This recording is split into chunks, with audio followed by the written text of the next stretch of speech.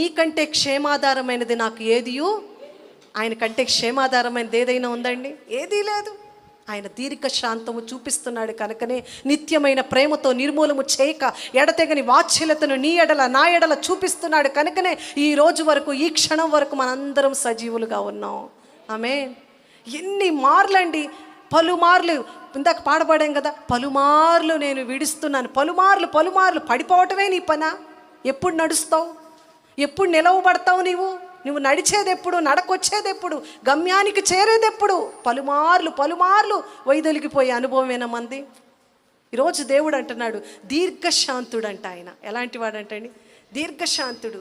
ఇంకనూ ఆయన దీర్ఘశాంతమును మనము, అయ్యా నా ఎడల ఎన్ని ప్రభా, నా కుటుంబం ఎడల ఎన్ని లోపాలు ఉన్న దాతృత్వంతో నన్ను కరుణించావయ్యా అని దేవునికి కృతజ్ఞత కలిగి లోబడాలండి. మనం లోబడాలి. ఇక్కడ అంటున్నాడు ఆయన దయ